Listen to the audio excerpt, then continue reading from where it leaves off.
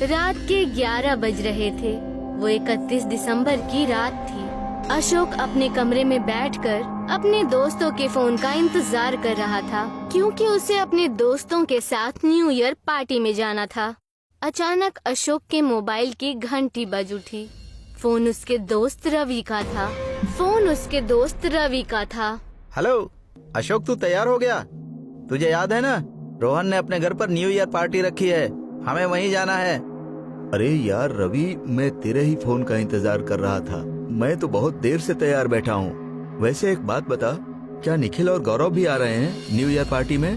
हाँ यार, वो भी आ रहे हैं। अरे उनके बगैर तो न्यू ईयर पार्टी अधूरी रह जाएगी। धमाल तो वही दोनों करते हैं। तू एक काम कर, तू रोहन के घर पर निकल, हम लोग तुझे वहीं पर मिलेंगे। ठीक है। इतना कहकर अशोक ने फोन रख दिया और घर से बाहर निकल गया। रोहन की पार्टी में अशोक के यहाँ बहुत सारे दोस्त आए हुए थे। पार्टी बेहद बढ़िया थी, सबने बेहद एंजॉय किया। पार्टी में गौरव रवि ने बहुत ड्रिंक कर ली और वो लोग ड्राइविंग करने की स्थिति में बिल्कुल भी नहीं थे। तो अशोक ने सोचा कि उन दोनों को घर छोड़ देता हूँ, फिर अपने घर चला जाऊंगा। अशोक अपने दोस्तों को लेकर पार्टी से बाहर निकल गया। रात के 1:30 बज रहे थे। ना ही कोई रिक्शा मिल रहा था और ना ही कोई टैक्सी मिल रही थी। तो वो लोग चलते चलते बेहद दूर निकल गए, लेकिन उन्हें फिर भी ना ही कोई रिक्शा मिला और ना ही कोई टैक्सी मिली। अशोक ने सोचा कि कैब बुला लेते हैं और फिर अशोक ने कैब बुक कर दी और वो दोनों कैब का इंतजार करने लगे। पूरी सड़क एकदम सुनसान थी, दूर दूर तक कोई नजर नहीं आ रहा था। अशोक ने आसपास बैठने के लिए जगह ढूंढी, लेकिन उसे कहीं पर भी कोई जगह नहीं मिली। उसने आसपास देखा कि अगर कोई दुकान खुली हो, लेकिन उसे कोई दुकान भी खुली नहीं मिली। तभी इतने में अशोक को एक दुकान की लाइट जलती हुई दिखी। वो दुकान 2 दुकानों के बीच में एक छोटी सी जगह पर थी, जो कुछ अजीब सी थी, मानो बेहद पुरानी हो। अशोक वहाँ अपने दोनों दोस्तों को लेकर गया। उस दुकान का बोर्ड बेहद अजीब था। उस दुकान के बोर्ड के 2 आखिरी सिरे पर 2 अजीब सी शक्ल बनी हुई थी और उन शक्लों में से सींग भी निकले हुए थे, मानो किसी शैतान की शक्ल हो। उस बोर्ड पर लिखा हुआ था शापित बस्ती। अशोक ने देखा और वो दुकान नींबू पानी और कोल्ड ड्रिंक्स की थी और उसके अंदर बैठने की जगह भी थी। अशोक ने दुकान के बाहर खड़े रहकर आवाज लगाई, कोई है अंदर? इतने में एक बूढ़ा सा दिखने वाला व्यक्ति उस दुकान से बाहर आया। उसे देखकर अशोक को कुछ अजीब सा एहसास हो रहा था। उसने एक फटी पुरानी चादर ओढ़ रखी थी और चादर के नीचे के कपड़े ठीक से दिख नहीं रहे थे, सिर्फ चादर ही दिख रही थी।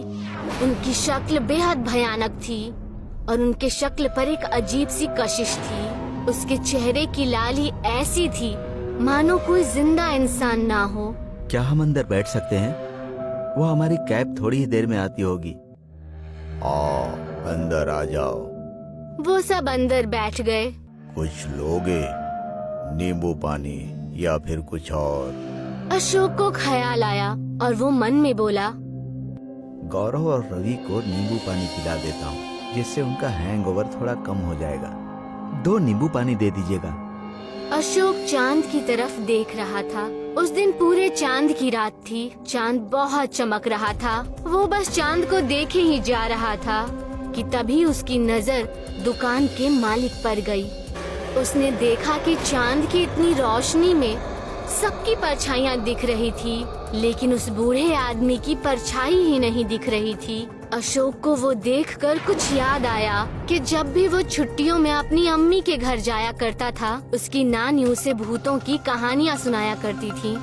वो कहती थी कि जिसकी परछाई ना दिखे वो शैतान होते हैं। अशोक ने दोबारा सोचा कि कहीं ये उसका भ्रम तो नहीं, इसीलिए वो चेक करने के लिए धीरे से आगे बढ़ा और वो धीरे धीरे चलकर उसके करीब चला गया।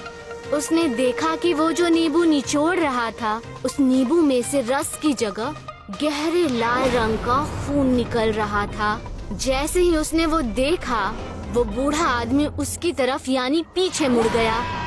अशोक ने जो नजारा देखा वो दिल दहला देने वाला था। उसने देखा कि उसकी पूरी शक्ल और उसका पूरा जिस्म ऐसा हो गया था मानो वो इस दुनिया के बाहर का प्राणी हो। उसके चेहरे पर से आंखें और नाक गायब हो गए थे और उसके कान बेहद बड़े हो गए थे और उसकी वो भयानक सी हंसी बेहद डरावनी थी। उसकी वो नुकीले दांत जो कि बिल्कुल टेढ़े मेढ़े और छोटे बड़े थे, वो देखकर अशोक बेहद डर गया। दोस्तों को कुछ भी पता नहीं था कि आखिर यहाँ क्या हो रहा है, क्योंकि वो दोनों शराब के नशे में थे। वो अपने दोस्तों के पास गया और वो उन्हें उठा ही रहा था कि तभी वो अजीब सा शैतान उसके करीब आ गया। अशोक ने बहुत कोशिश की कि वो अपने दोस्तों को लेकर भाग जाए, लेकिन वो दोनों शराब के नशे में थे, इसीलिए वो उन्हें बचाकर भाग नहीं सका। अशोक वहाँ से तेजी से भागने लगा और वो दुकान के बाहर भाग ही रहा था कि इसी बीच एक पत्थर में ठोकर लगने की वजह से वो नीचे गिर गया। जब उसने पीछे पलटकर देखा तो वो शैतान उसके एकदम पीछे खड़ा था। ठंड में भी उसके पसीने छूट रहे थे। उसने डरी और सहमी आवाज में पूछा, क्या बिगाड़ा है हमने तुम्हारा? क्यों हमें मारना चाहते हो? इस जगह को गौर से देखो। क्या यहाँ पर तुम्हें दूर दूर तक इंसान नजर आते हैं? बेवकूफ इंसान, शहर से निकलकर तू मौत की बस्ती में आ गया है।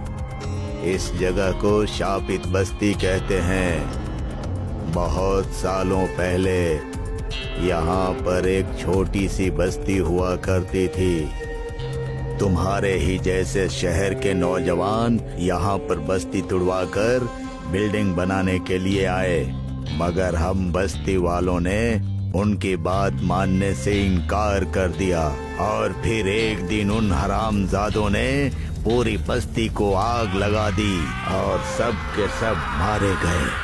तब से हम सब की रूहें इसी जगह पर रहती हैं और ये पूरा इलाका हमारा है और हमारा ही रहेगा।